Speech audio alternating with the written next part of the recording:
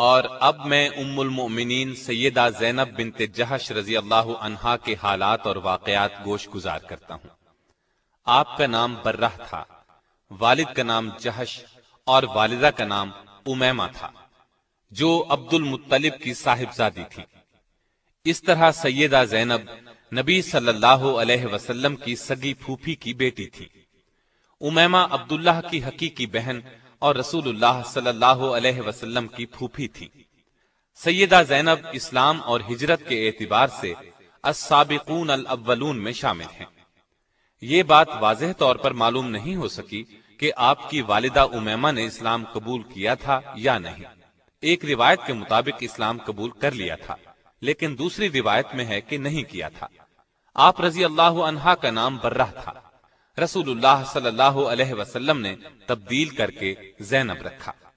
نبی صلی اللہ علیہ وسلم کے نکاح میں آنے سے پہلے آپ کے منہ بولے بیٹے اور آزاد کردہ غلام سیدنا زید بن حارثہ کے نکاح میں تھی۔ چونکہ نبی اکرم صلی اللہ علیہ وسلم کی پھوپھی زاد بہن بھی تھیں اور عرب کا دستور یہ تھا کہ آزاد کردہ غلاموں کو اپنے لیے شرم کا باعث سمجھتے تھے، اس لیے آپ صلی اللہ علیہ وسلم نے جب اپنے آزاد کردہ غلام زید بن حارثہ کا پیغام دیا تو سیدہ زینب اور ان کے بھائی نے صاف انکار کر دیا۔ اس پر قرآن حکیم کی یہ آیت نازل ہوئی۔ وما كان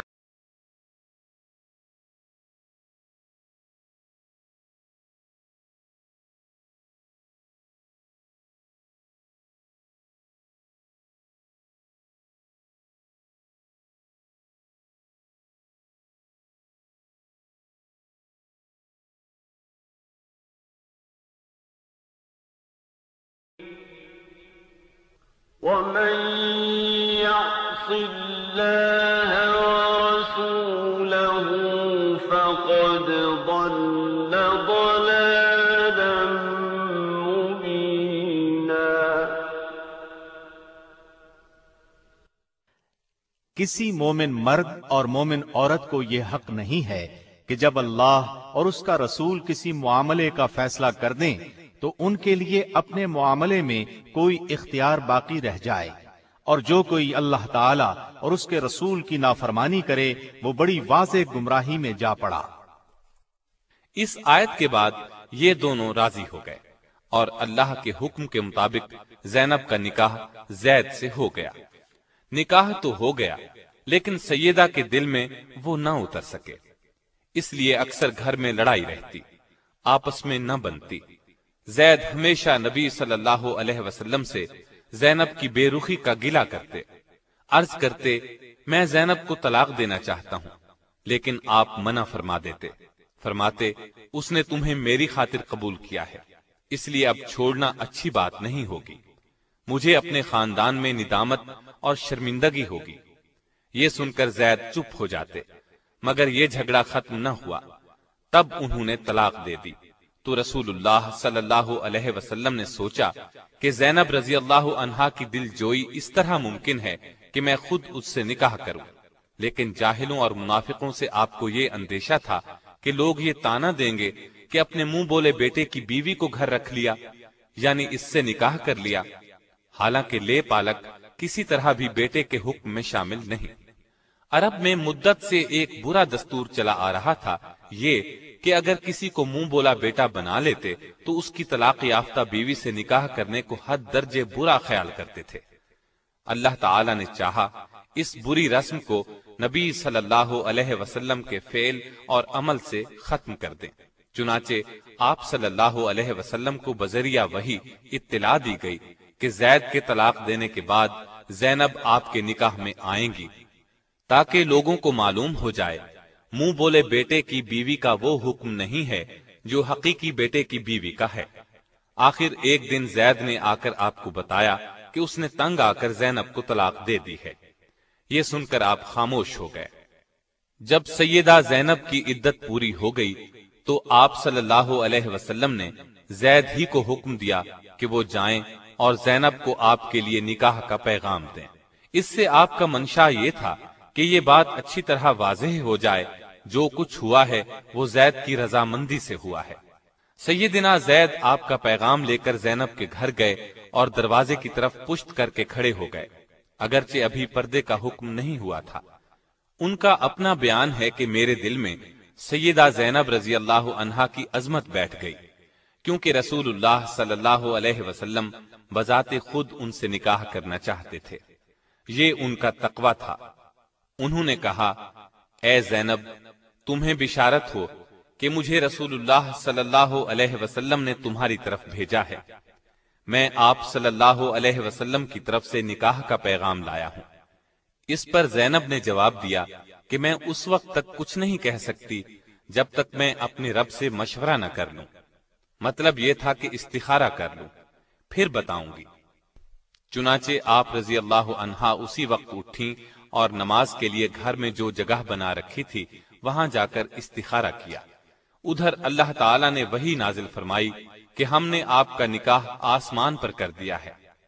آپ صلی اللہ علیہ وسلم کے ذریعے یہ اطلاع سیدہ زینب رضی اللہ عنہا کو دی گئی۔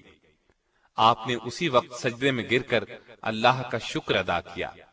اس اطلاع کے بعد آپ صلی اللہ علیہ وسلم ان کے گھر میں داخل ہو گئے اور فرمایا، تمہارا نام کیا ہے؟ سیدہ نے فرمایا، برہ ہے۔ آپ نے برہ کی بجائے زینب نام تجویز فرمایا۔ اس نکاح کا ہونا تھا کہ منافقین باتیں بنانے لگے، وہ تو ایسے موقعوں کی تاڑ میں رہتے تھے، چنانچہ کہنے لگے، پیغمبر ایک طرف تو کہتے ہیں کہ بیٹوں کی بیویوں سے نکاح حرام ہے اور دوسری طرف خود اپنے بیٹے کی عورت سے نکاح کر لیا۔ حق تعالی شانہ نے ان بد باطنوں کے رد میں آیت خاتم النبیین نازل فرمائی۔ ما كان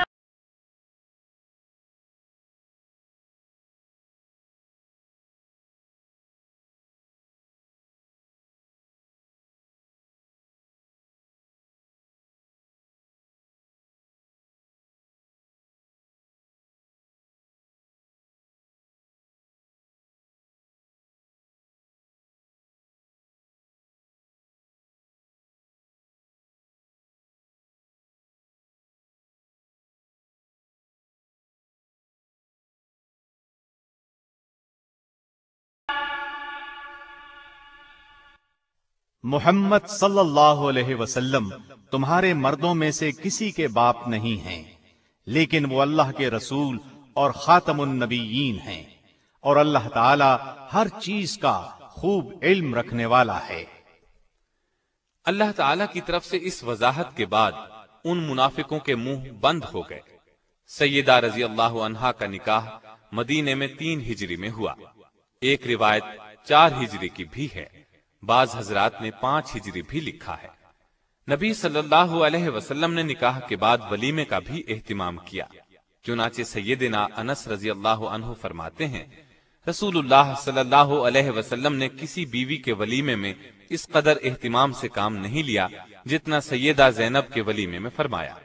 ایک بکری ذبح فرمائی، لوگوں کو دعوت ولیمہ دی، انہیں پیٹ بھر کر گوشت اور روٹی کھلائی، لوگ کھا کر چلے گئے، لیکن کچھ بیٹھے باتوں میں لگے رہے۔ آپ صلی اللہ علیہ وسلم نے زبان سے تو انہیں کچھ نہ فرمایا، لیکن وہاں سے اٹھ کھڑے ہوئے تاکہ وہ سمجھ جائیں، اور سیدہ عائشہ رضی اللہ عنہا کے حجرے میں تشریف لے گئے۔ انہوں نے آپ صلی اللہ علیہ وسلم کو مبارکباد دی، پھر تمام ازواج مطہرات کے حجروں میں تشریف لے گئے، سب کو سلام کیا، سب نے آپ کو مبارک دی، بالآخر وہ لوگ بھی اٹھ کر چلے گئے۔ ان کے اس قدر تاخیر سے جانے پر آیت حجاب نازل ہوئی۔ اس آیت کے نزول کے بعد آپ صلی اللہ علیہ وسلم نے دروازے پر پردہ لٹکا دیا اور لوگوں کو گھر کے اندر جانے کی ممانعت ہو گئی۔ سیدہ کے نکاح کی چند خصوصیات بھی سن لیں۔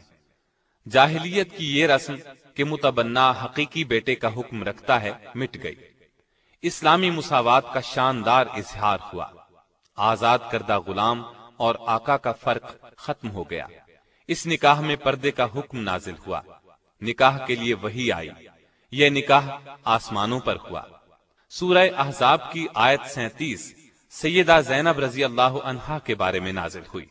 اس بنا پر سیدہ زینب دوسری بیویوں پر فخر کیا کرتی تھیں کہ تمہارے نکاح تو تمہارے گھر والوں نے زمین پر کیے، جبکہ میرا نکاح میرے رب نے 7 آسمانوں سے اوپر کیا۔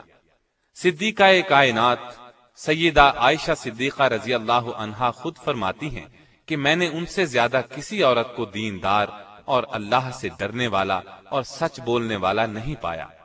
ان سے زیادہ صلہ رحمی کرنے والا اور صدقہ خیرات کرنے والا کسی کو نہیں پایا۔ وہ محنت کر کے صدقہ کرتی تھی تاکہ اللہ کا قرب حاصل ہو۔ آپ صلی اللہ علیہ وسلم بھی سیدہ زینب کی بہت خاطرداری فرماتے، ان کی صفات کا لحاظ فرماتے۔ ایک روز آپ صلی اللہ علیہ وسلم نے ارشاد فرمایا تھا کہ تم میں سے سب سے جلد مجھ سے وہ ملے گا جس کا ہاتھ تم میں سے سب سے لمبا ہوگا۔ آپ کا اشارہ سخاوت کی طرف تھا، لیکن ازواج مطہرات نے اس کے ظاہری معنی مراد لیے اور اپنے بازوؤں کو ناپنا شروع کر دیا۔ لیکن جب سب سے پہلے سیدہ زینب کا انتقال ہوا تب نبی صلی اللہ علیہ وسلم کے الفاظ کا مطلب ان کی سمجھ میں آیا، کیونکہ وہ اپنے ہاتھ سے کما کر خیرات کیا کرتی تھی۔ اپنا کفن بھی زندگی ہی میں تیار کر لیا تھا۔ آپ رضی اللہ عنہا کا انتقال 20 ہجری میں ہوا۔ اس وقت آپ رضی اللہ عنہا کی عمر 53 سال تھی۔ یہ سیدنا عمر فاروق رضی اللہ عنہ کی خلافت کا زمانہ تھا، اس لیے سیدنا عمر رضی اللہ عنہ نے نماز جنازہ پڑھائی۔ جنازے کے بعد ازواج مطہرات سے دریافت کیا کہ ان کی قبر میں تدفین کے لیے کون داخل ہوگا۔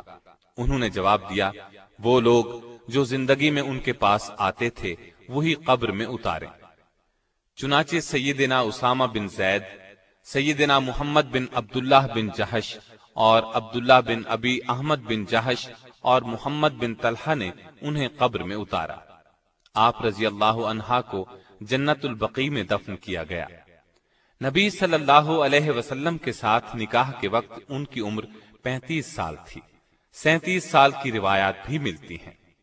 آپ کے انتقال پر سیدہ عائشہ نے فرمایا، افسوس، آج ایسی عورت گزر گئی جو پسندیدہ اوصاف والی، عبادت گزار اور یتیموں اور بیواؤں کا سہارا تھی۔ انتقال کے بعد آپ نے ایک مکان یادگار چھوڑا۔ آپ کے اس مکان کو خلیفہ ولید بن عبد الملک نے اپنے زمانہ حکومت میں 50,000 درہم میں خرید کر مسجد نبوی میں داخل کیا۔ آپ رضی اللہ عنہا نے بہت کم احادیث روایت کی، صرف 11 احادیث کتب میں ملتی ہیں۔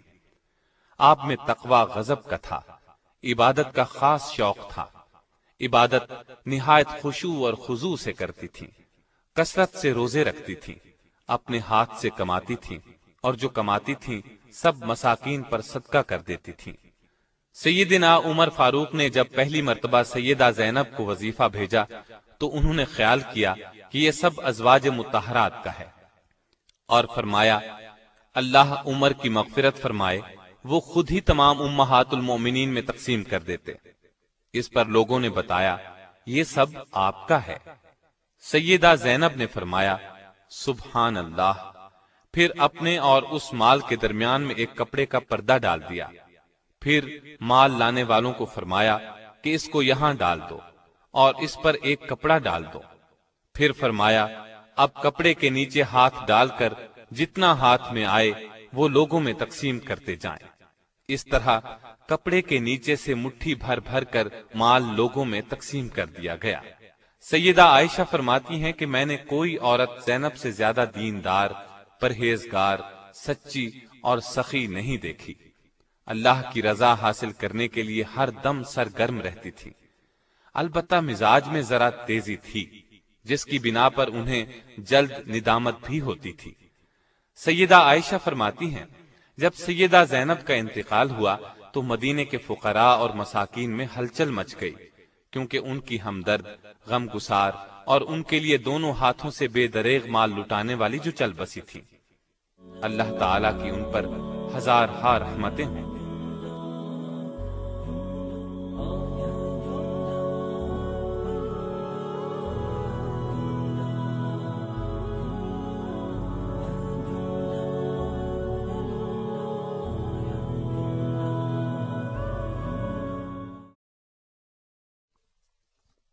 اور اب میں آپ کو ام المومنین سیدہ جویریہ بنت حارث رضی اللہ عنہا کے بارے میں بتاتا ہوں۔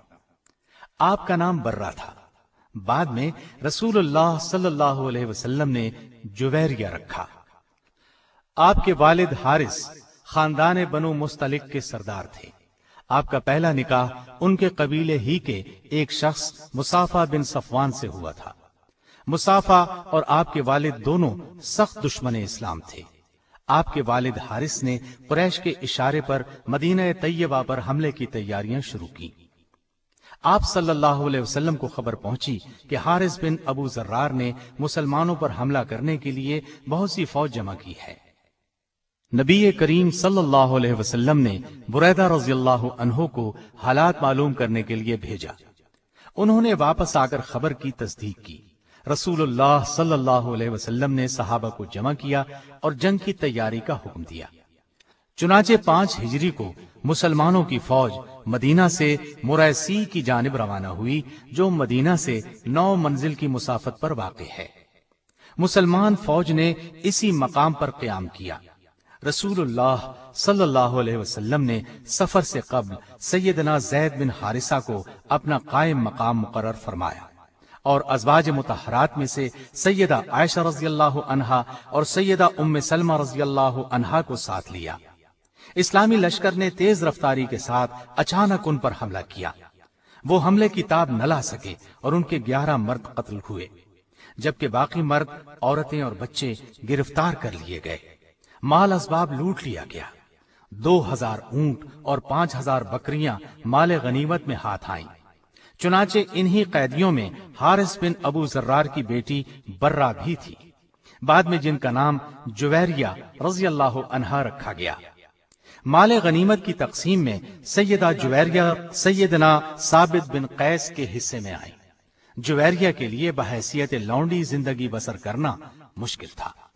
انہوں نے سیدنا ثابت بن قیس رضی اللہ عنہ سے درخواست کی کہ مجھ سے مکاتبت کر لیں، یعنی مجھ سے کچھ رقم لے کر چھوڑ دیں۔ ثابت بن قیس نے 9 اوقیہ سونے پر مکاتبت کر لی۔ ان کے پاس اتنا سونا نہیں تھا۔ انہوں نے سوچا لوگوں سے چندہ مانگ کر یہ رقم ادا کر دیں۔ رسول اللہ صلی اللہ علیہ وسلم کے پاس بھی آئیں۔ آپ صلی اللہ علیہ وسلم نے فرمایا، کیا تمہیں اس سے بہتر چیز کی خواہش نہیں؟ انہوں نے کہا، وہ کیا چیز ہے؟ آپ صلی اللہ علیہ وسلم نے فرمایا، تمہاری طرف سے میں روپے ادا کر دیتا ہوں اور تم سے نکاح کر لیتا ہوں۔ تو سیدہ جویریہ رضی اللہ عنہا راضی ہو گئی۔ ادھر سیدہ جویریہ رضی اللہ عنہا کے باپ حارث بن ابو ذرار کا شمار رؤسائے عرب میں ہوتا تھا۔ وہ اپنی بیٹی کی گرفتاری سے شدید متاثر ہوا اور رسول اللہ صلی اللہ علیہ وسلم کی خدمت میں آیا۔ اس نے عرض کیا کہ میں عرب کا ایک سرکردہ آدمی ہوں۔ میرا مقام و مرتبہ اور میری بیٹی کی عزت و آبرو اس بات کی اجازت نہیں دیتی کہ وہ کسی کی کنیز بن کر رہے اور اس طرح ذلت کی زندگی بسر کرے۔ میں اپنے قبیلے کا سردار ہوں۔ آپ میری عزت کا احساس کرتے ہوئے میری بیٹی کو آزاد کر دیں۔ نبی کریم صلی اللہ علیہ وسلم نے فرمایا، آپ اپنی بیٹی سے پوچھ لیں، میں معاملہ اس کی مرضی پر چھوڑتا ہوں۔ حارث نے جویریہ رضی اللہ عنہا کے پاس جا کر کہا، رسول اللہ صلی اللہ علیہ وسلم نے معاملہ تمہاری مرضی پر چھوڑ دیا ہے، اب جو تم کہو گی اسے کر لیا جائے، لیکن اتنی بات یاد رکھو کہ ہمیں ذلیل و رسوا نہ کرنا۔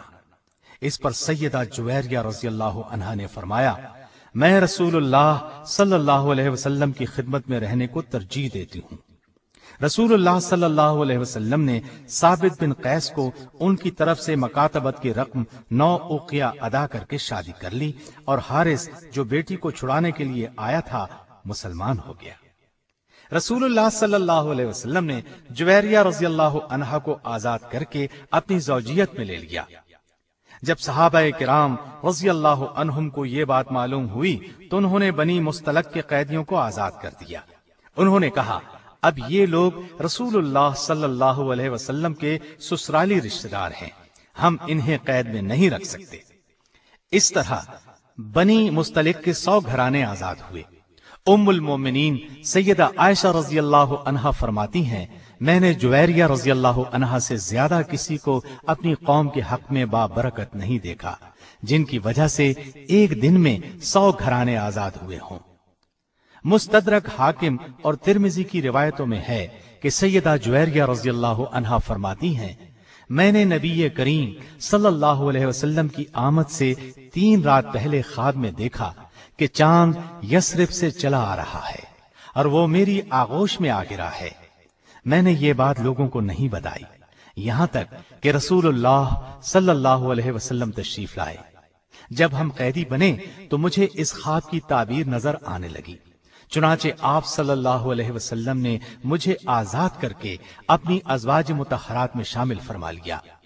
जब आप नबी अकरम सल्लल्लाहु अलैहि वसल्लम के निकाह में आईं, उस वक्त आपकी उम्र 20 साल थी।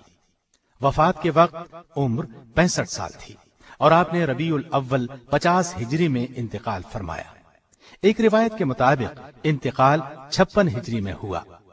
मरवान ने नमाज जनाजा पढ़ाई और जन्नतुल बकी में दफन की गईं। आप सिर्फ चंद अहादीस की रावी हैं। अल्लाह ताला की इन पर हजार हा रहमतें हों।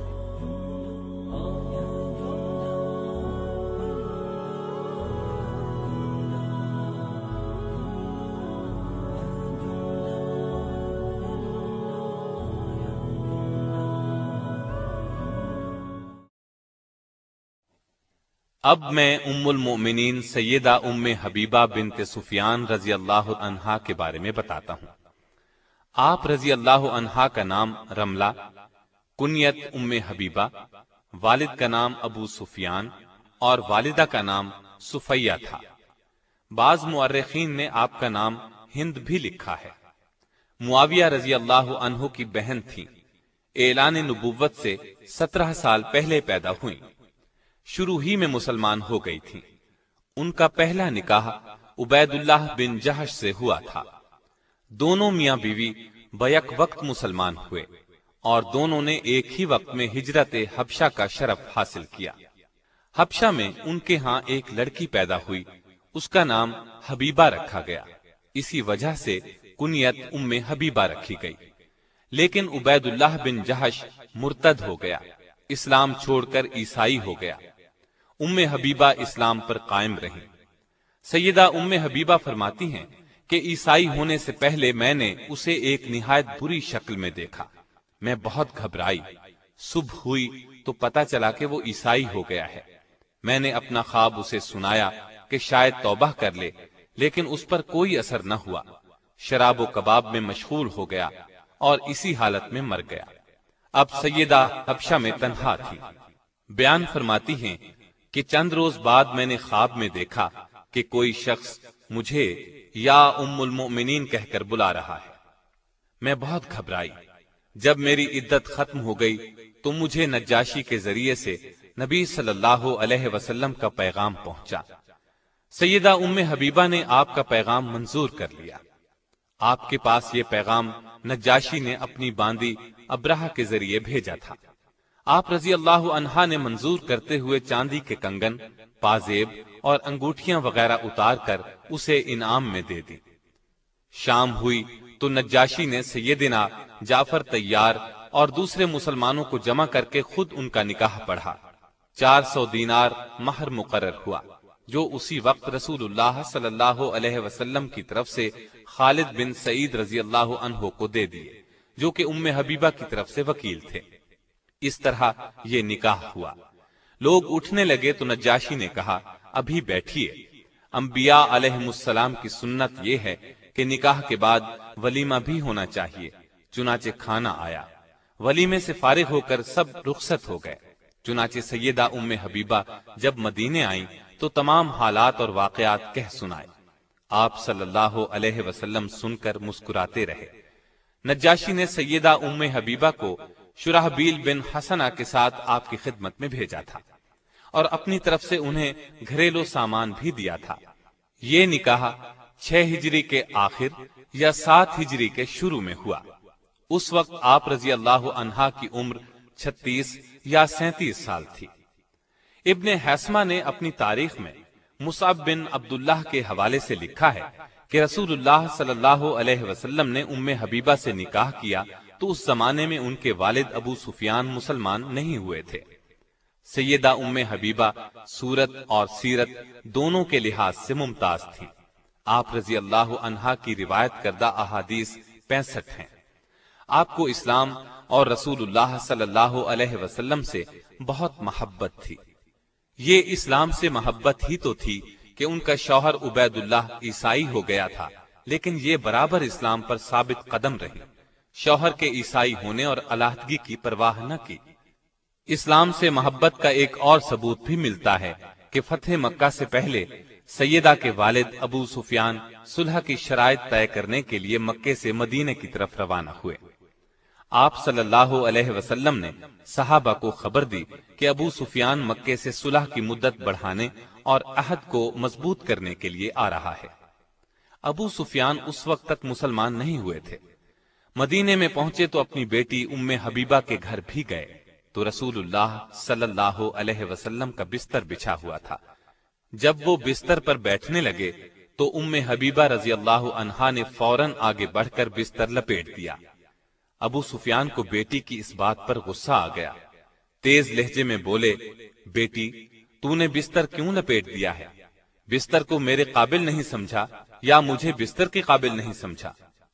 سیدہ نے جواب دیا، ابا جان، یہ دنیا کی مقدس ترین ہستی رسول اللہ صلی اللہ علیہ وسلم کا بستر ہے، اس پر ایک مشرک جو شرک کی نجاست سے آلودہ ہو نہیں بیٹھ سکتا۔ یہ سن کر ابو سفیان جھنجلا اٹھے اور غصے میں بولے، اللہ کی قسم تو میرے بعد بہت سی خرابیوں میں مبتلا ہو گئی ہے۔ سیدہ ام حبیبہ رضی اللہ عنہا نے جواب دیا، میں خرابیوں میں مبتلا نہیں ہوئی، اور ان کے غصے کی پرواہ نہیں کی اور کہا، میں کفر کے اندھیرے سے نکل کر اسلام کے نور ہدایت کی روشنی میں داخل ہو گئی ہوں۔ اور تعجب ہے، آپ قریش کے سردار ہو کر پتھروں کو پوجتے ہیں، جو سنتے ہیں نہ دیکھتے ہیں، کسی کا کچھ بنا سکتے ہیں نہ کچھ بگاڑ سکتے ہیں۔ آپ حدیث پر شدت سے عمل کرتی تھیں، دوسروں کو بھی اس کی تاکید کرتی تھیں۔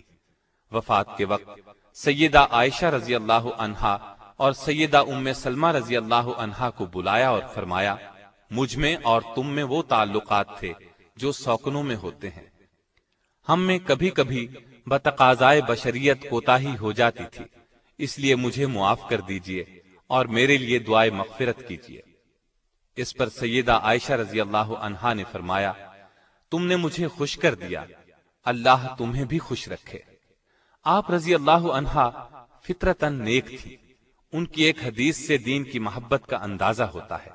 فرماتی ہیں، میں نے رسول اللہ صلی اللہ علیہ وسلم سے سنا ہے، جو شخص دن اور رات میں 12 رکعت نماز نوافل ادا کرے، اس کے لیے جنت میں گھر بنایا جائے گا۔ اس کے بعد فرماتی ہیں، جب سے میں نے آپ صلی اللہ علیہ وسلم سے یہ بات سنی، ہمیشہ نوافل پڑھے، کبھی ان کو ترک نہیں کیا۔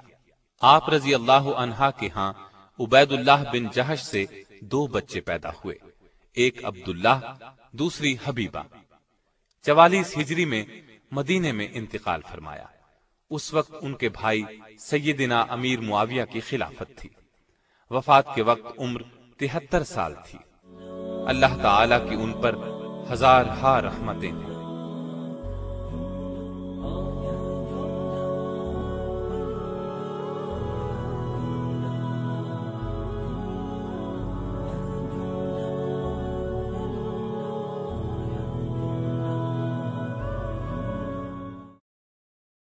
اب میں آپ کو ام المومنین سیدہ صفیہ بنت حیی رضی اللہ عنہا کے بارے میں بتاتا ہوں۔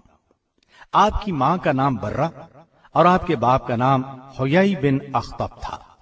یہ سیدنا موسیٰ علیہ السلام کے بھائی سیدنا ہارون علیہ السلام کی اولاد میں سے تھا اور بنو نذیر کا سردار تھا۔ آپ کا پہلا نکاح سلام بن مشکم یہودی سے ہوا، سلام نے انہیں طلاق دے دی۔ دوسرا نکاح کنانہ سے ہوا، خیبر کے مشہور قلعہ القموس کا سردار تھا۔ جنگ خیبر میں مسلمانوں کا یہودیوں سے بہت سخت مقابلہ ہوا، کنانہ اسی جنگ میں مارا گیا۔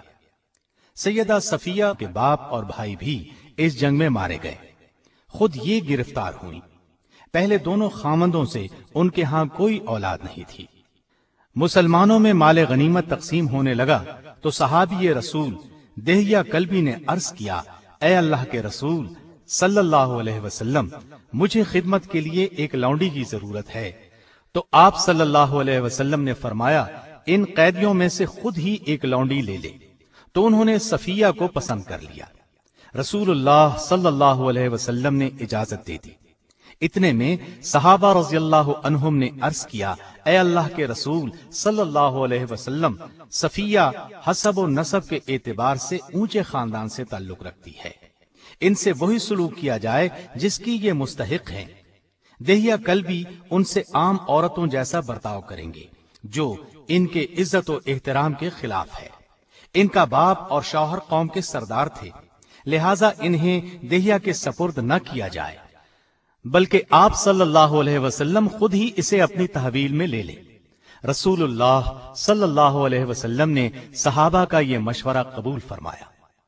دہیا کو صفیہ رضی اللہ عنہا کی بجائے ایک اور لونڈی دے دی، اور آپ صلی اللہ علیہ وسلم نے صفیہ رضی اللہ عنہا کو آزاد کر کے اس سے نکاح کر لیا۔ یہ واقعہ 7 ہجری کا ہے۔ رسول اللہ صلی اللہ علیہ وسلم نے ان سے خیبر ہی میں نکاح کر لیا۔ خیبر سے چل کر آپ صلی اللہ علیہ وسلم صحابہ کے مقام پر اترے، وہاں پہنچ کر شب عروسی ادا فرمائی، یہیں ولیمہ کیا۔ ولیمہ اس طریقے سے ہوا کہ چمڑے کا دسترخوان بچھا دیا گیا، اور سیدنا انس رضی اللہ عنہ سے فرمایا جس کے پاس جو کچھ ہے وہ لے آئے۔ چنانچہ کوئی کھجور لایا، کوئی پنیر لایا، اور کوئی ستو اور گھی لے آیا۔ جب یہ چیزیں دسترخوان پر جمع ہو گئیں تو سب نے مل کر کھا لیا۔ اس ولیمے میں گوشت اور روٹی وغیرہ جیسی کوئی چیز نہیں تھی۔ یہاں سے روانگی کے وقت رسول اللہ صلی اللہ علیہ وسلم نے صفیہ رضی اللہ عنہا کو اپنے اونٹ پر سوار کیا اور ان پر پردہ کیا، تاکہ صحابہ کو معلوم ہو جائے کہ سیدہ صفیہ رضی اللہ عنہا آپ کی ازواج میں شامل ہو چکی ہیں۔ سیدہ صفیہ رضی اللہ عنہا فرماتی ہیں، جب میں ایک قیدی کی حیثیت سے آپ صلی اللہ علیہ وسلم کے سامنے حاضر ہوئی تو آپ سے زیادہ ناپسندیدہ اور کوئی میری نگاہ میں نہیں تھا، اس لیے کہ میرا باپ، خاوند اور رشتہ دار قتل ہو چکے تھے۔ لیکن پھر آپ صلی اللہ علیہ وسلم کی شخصیت اور اخلاق کا وہ اثر ہوا کہ جب میں اپنی جگہ سے اٹھی تو آپ صلی اللہ علیہ وسلم سے زیادہ مجھے اور کوئی محبوب نہیں تھا۔ فرماتی ہیں، میں نے نبی کریم صلی اللہ علیہ وسلم سے زیادہ حسن اخلاق کسی میں نہیں دیکھا۔ آپ صلی اللہ علیہ وسلم رات کے وقت خیبر میں میرے ساتھ ایک اونٹنی پر سوار ہوئے، مجھے اونگ آ رہی تھی، آپ بار بار مجھے جگاتے کہ کہیں میں گر نہ جاؤں۔ سیدہ صفیہ رضی اللہ عنہا نے رمضان 50 ہجری میں وفات پائی۔ بعض حضرات کے نزدیک سن وفات 52 ہجری ہے۔ جنت البقیع میں دفن ہوئی۔ اس وقت ان کی عمر 60 سال تھی۔ آپ کا قد چھوٹا تھا لیکن چہرے سے حسن و جمال تبکتا تھا۔ دیگر ازواج مطہرات کی طرح آپ کا گھر بھی علم و عرفان کا مرکز تھا، چنانچہ دوسرے شہروں سے بھی عورتیں آپ سے مسائل پوچھنے کے لیے آیا کرتی تھیں۔ آپ نہایت عاقلہ، فاضلہ اور حلیم تھی، ان میں تحمل اور بردباری کوٹ کوٹ کر بھری ہوئی تھی۔ ایک مرتبہ سیدہ صفیہ رضی اللہ عنہا کی ایک کنیز سیدنا عمر رضی اللہ عنہ کے پاس گئی اور کہا، سیدہ صفیہ رضی اللہ عنہا میں یہودیت کا اثر آج تک باقی ہے اور وہ یوم السبت یعنی ہفتے کے دن کو اچھا سمجھتی ہیں اور یہودیوں کے ساتھ صلہ رحمی کرتی ہیں۔ سیدنا عمر رضی اللہ عنہ نے تحقیق کے لیے ایک شخص کو بھیجا تو سیدہ صفیہ رضی اللہ عنہا نے جواب دیا، جب سے اللہ تعالیٰ نے ہمیں جمعے کا روز عطا فرمایا ہے اس وقت سے میں یوم السبت کو بالکل پسند نہیں کرتی، البتہ یہودیوں کے ساتھ صلہ رحمی کرتی ہوں کیونکہ وہ میرے رشتہ دار ہیں۔ اس کے بعد آپ نے لونڈی کو بلا کر پوچھا، تو نے میری شکایت کس کے اکسانے پر کی؟ اس نے کہا، شیطان کے اکسانے پر۔ سیدہ خاموش ہو گئی، پھر بولی، جاؤ تم آزاد ہو۔ سیدہ کو نبی کریم صلی اللہ علیہ وسلم سے نہایت محبت تھی، اپنی جان تک قربان کرنے کے لیے تیار رہتی تھی۔ جب آپ صلی اللہ علیہ وسلم کی طبیعت ناساز ہوئی تو سیدہ نے نہایت حسرت سے کہا، کاش آپ کی بیماری مجھے لگ جاتی۔ یہ کہنا تھا کہ ازواج مطہرات نے سیدہ کی طرف دیکھنا شروع کیا۔ یہ دیکھ کر رسول اللہ صلی اللہ علیہ وسلم نے فرمایا، اللہ کی قسم صفیہ سچ کہہ رہی ہے۔ مطلب یہ تھا کہ ان کے جذبات واقعی یہی ہیں۔ آپ صلی اللہ علیہ وسلم کو بھی سیدہ سے بہت محبت تھی، ہر موقع پر ان کی دلجوئی فرماتے تھے۔ آپ صلی اللہ علیہ وسلم ان کی دلجوئی کس طرح فرماتے تھے، ایک واقعے سے صاف واضح ہے۔ ایک روز نبی کریم صلی اللہ علیہ وسلم سیدہ صفیہ رضی اللہ عنہا کے پاس تشریف لے گئے، دیکھا کہ وہ رو رہی ہیں۔ آپ صلی اللہ علیہ وسلم نے دریافت فرمایا، صفیہ رو کیوں رہی ہو؟ انہوں نے کہا، عائشہ اور حفصہ مجھے چھیڑتی ہیں، کہتی ہیں ہم رسول اللہ صلی اللہ علیہ وسلم کی نظر میں زیادہ مکرم اور محترم ہیں، ہم تمام ازواج مطہرات سے افضل ہیں، کیونکہ ہم آپ صلی اللہ علیہ وسلم کی رشتہ دار بھی ہیں۔ یہ سن کر نبی کریم صلی اللہ علیہ وسلم نے ارشاد فرمایا، تم نے کیوں نہ کہہ دیا کہ تم مجھ سے کیسے بہتر ہو سکتی ہو؟ میرے باپ ہارون علیہ السلام ہیں اور موسیٰ علیہ السلام میرے چچا ہیں اور محمد صلی اللہ علیہ وسلم میرے شوہر ہیں۔ آپ صلی اللہ علیہ وسلم ان کی بہت عزت کرتے تھے۔ سن 35 ہجری میں فسادیوں نے سیدنا عثمان رضی اللہ عنہ کے گھر کو گھیر لیا۔ ان دنوں میں سیدہ صفیہ رضی اللہ عنہا نے سیدنا عثمان رضی اللہ عنہ کی بہت مدد کی۔ جب سیدنا عثمان رضی اللہ عنہ کے گھر میں ضرورت کی چیزیں بھی روک دی گئیں، حتیٰ کہ پانی تک اندر نہ جانے دیا گیا، تو سیدہ صفیہ رضی اللہ عنہا اپنے خچر پر سوار ہو کر ان کے مکان کی طرف چل دی۔ آپ کا غلام کنانہ بھی ساتھ تھا۔ مالک اشتر فسادیوں کا ایک سردار راستے میں موجود تھا، اس نے آپ کے خچر کے منہ پر مارنا شروع کیا۔ سیدہ رضی اللہ عنہا نے فرمایا، رک جاؤ، مجھے واپس جانے دو، خچر کو چھوڑ دو۔ پھر گھر واپس آئیں اور سیدنا حسن بن علی رضی اللہ عنہ کو اس خدمت کے لیے مامور کیا۔ وہ ان کے ہاتھ سے سیدنا عثمان رضی اللہ عنہ کے پاس کسی نہ کسی طرح کھانا اور پانی پہنچاتے تھے۔ آپ بہت سلیقہ شیار تھی، کھانا نہایت عمدہ پکاتی تھی، نبی اکرم صلی اللہ علیہ وسلم کی خدمت میں بھیجا کرتی۔ اللہ تعالیٰ کی ان پر ہزار ہا رحمتیں ہوں، آمین۔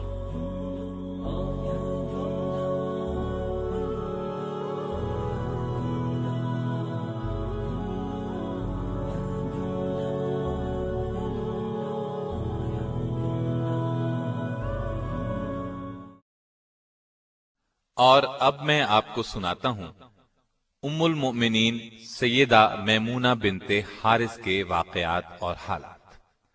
آپ رضی اللہ عنہا کا نام برہ تھا۔ نبی صلی اللہ علیہ وسلم نے میمونہ رکھا۔ والد کا نام حارث بن حزن تھا، والدہ کا نام ہند بنت عوف تھا۔ آپ سیدنا عبداللہ بن عباس رضی اللہ عنہ اور سیدنا خالد بن ولید رضی اللہ عنہ کی حقیقی خالہ تھی، کیونکہ ان کی بڑی بہن لبابہ الکبریٰ سیدنا عباس رضی اللہ عنہ کی زوجہ محترمہ تھی اور ابن عباس کی ماں تھی۔ دوسری بہن لبابہ الصغریٰ ولید بن مغیرہ کی بیوی تھی اور خالد بن ولید کی ماں تھی۔ سیدہ میمونہ کی کئی بہنیں تھیں، اس لیے سیدہ میمونہ رضی اللہ عنہا کی والدہ ہند بنت عوف کے کئی داماد تھے۔ اسی ہند بنت عوف کے متعلق کہا گیا ہے کہ کائنات انسانی میں سب سے بہتر داماد اس کے حصے میں آئے ہیں۔ ان کے دامادوں کے نام یہ ہیں: محمد الرسول اللہ صلی اللہ علیہ وسلم، سیدنا عباس، سیدنا جعفر بن ابی طالب، سیدنا ابو بکر صدیق، سیدنا علی بن ابی طالب، سیدنا حمزہ بن عبد المطلب اور سیدنا شداد بن حاد رضی اللہ عنہم۔ ابن قتیبہ نے لکھا ہے کہ پوری دنیا میں ہند بنت عوف سے زیادہ کوئی عورت اپنے دامادوں کے لحاظ سے بزرگ اور خوش قسمت نہیں۔ سیدہ میمونہ رضی اللہ عنہا کا پہلا نکاح جاہلیت کے زمانے میں ہوا۔ ان کے خاوند کا نام مسعود بن عمرو ثقفی تھا۔ کسی وجہ سے دونوں میں علیحدگی ہو گئی۔ اس کے بعد آپ رضی اللہ عنہا کا نکاح ابو رحم بن عبد العزیٰ سے ہوا۔ ابو رحم کا انتقال 7 ہجری میں ہوا۔ شوال 7 ہجری میں سیدہ میمونہ رضی اللہ عنہا نبی صلی اللہ علیہ وسلم کے نکاح میں آئیں۔ رسول اللہ صلی اللہ علیہ وسلم کی یہ خصوصیت تھی کہ اگر کوئی مومنہ عورت اپنا نفس یعنی اپنے آپ کو جناب رسول اللہ صلی اللہ علیہ وسلم کے لیے ہبہ کرتی تو آپ کے لیے یہ ہبہ جائز تھا۔ آپ چاہتے تو ایسی عورت سے نکاح کر سکتے تھے۔ سیدہ میمونہ رضی اللہ عنہا نے بھی خود اپنے آپ کو نبی صلی اللہ علیہ وسلم کے ساتھ نکاح کے لیے پیش کر دیا اور آپ صلی اللہ علیہ وسلم نے ان سے نکاح کر لیا۔ روایات کے مطابق یہ نکاح عمرۃ القضاء کے موقع پر منعقد ہوا۔ چونکہ رسول اللہ صلی اللہ علیہ وسلم عمرہ کرنے کی غرض سے نکلے تھے، اس لیے آپ حالت احرام میں تھے۔ اس سے بعض لوگوں کو یہ غلط فہمی ہوئی کہ سیدہ میمونہ رضی اللہ عنہا سے رسول اللہ صلی اللہ علیہ وسلم کا نکاح حالت احرام میں ہوا، جبکہ سیدہ میمونہ رضی اللہ عنہا اس بات کی تردید کرتی ہیں اور فرماتی ہیں جب رسول اللہ صلی اللہ علیہ وسلم کے ساتھ میرا نکاح ہوا تو آپ احرام میں نہیں تھے اور خود سیدہ میمونہ بھی احرام میں نہیں تھی، کیونکہ حالت احرام میں نکاح کرنا جائز ہی نہیں ہے۔ سیدہ میمونہ رضی اللہ عنہا نے اپنے آپ کو خود نبی صلی اللہ علیہ وسلم کے ساتھ نکاح کرنے کے لیے پیش کیا تھا۔ اس بارے میں سورہ احزاب کی آیت 50 نازل ہوئی۔ پھر سیدہ میمونہ رضی اللہ عنہا رسول اللہ صلی اللہ علیہ وسلم کے ساتھ مدینہ طیبہ آ گئیں۔ سیدہ میمونہ کا نکاح مقام صرف میں ہوا اور صرف ہی کے مقام پر آپ کا انتقال ہوا۔ وفات کا سن 61 لکھا ہے۔ یہ واقدی کی روایت ہے۔ محمد بن اسحاق نے وفات 63 ہجری لکھی ہے۔ بخاری میں ہے کہ ان کا جنازہ اٹھایا گیا تو سیدنا ابن عباس رضی اللہ عنہ نے فرمایا یہ رسول اللہ صلی اللہ علیہ وسلم کی زوجہ محترمہ ہیں، ان کے جنازے کو زیادہ حرکت نہ دو، ادب و احترام کے ساتھ چلو۔ سیدنا ابن عباس نے نماز جنازہ پڑھائی اور قبر میں اتارا۔ آپ کی روایت کردہ احادیث کی تعداد 46 ہے اور بعض کتابوں سے معلوم ہوتا ہے کہ تعداد 76 ہے۔ نبی صلی اللہ علیہ وسلم کے احکامات کی تعمیل ہر وقت ان کے پیش نظر رہتی، اللہ سے بہت ڈرتی تھی، صلہ رحمی کرتی تھی، غلام آزاد کرنے کا بہت شوق تھا۔ ایک مرتبہ آپ نے ایک لونڈی کو آزاد کیا تو نبی اکرم صلی اللہ علیہ وسلم نے بڑے ثواب کی خوشخبری سنائی۔ سیدہ کبھی کبھی قرض بھی لے لیتی تھی۔ ایک مرتبہ قرضہ لیا، رقم کچھ زیادہ تھی۔ کسی نے پوچھا آپ اس رقم کو ادا کیسے کریں گی؟ آپ نے فرمایا نبی صلی اللہ علیہ وسلم کا ارشاد ہے جو شخص قرض ادا کرنے کی نیت رکھتا ہو تو اللہ تعالیٰ اس کا قرض ادا فرما دیتا ہے۔ رسول اللہ صلی اللہ علیہ وسلم کی تمام ازواج مطہرات میں سے سب کے بعد سیدہ میمونہ کا انتقال ہوا۔ اللہ تعالیٰ آپ رضی اللہ عنہا پر ہزار ہا رحمت نازل کرے۔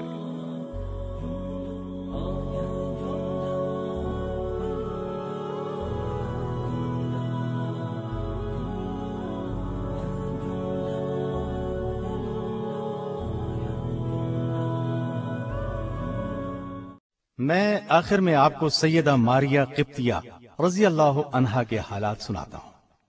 والد کا نام شمعون اور والدہ کا نام رومیہ تھا۔ سیدہ ماریہ قبطیہ رضی اللہ عنہا کو مصر کے بادشاہ مقوقس نے 7 ہجری میں آپ صلی اللہ علیہ وسلم کی خدمت میں بطور ہدیہ بھیجا۔ چنانچہ صلح حدیبیہ کے بعد جب آپ صلی اللہ علیہ وسلم کو کفار کے حملوں سے اطمینان ہوا تو آپ نے عرب کے ارد گرد کے علاقوں کے حکمرانوں اور بڑے لوگوں کو اسلام کی دعوت دی۔ یہ دعوت خطوط کے ذریعے سے دی گئی۔ مختلف صحابہ کرام رضی اللہ عنہم ان خطوط کو لے کر گئے۔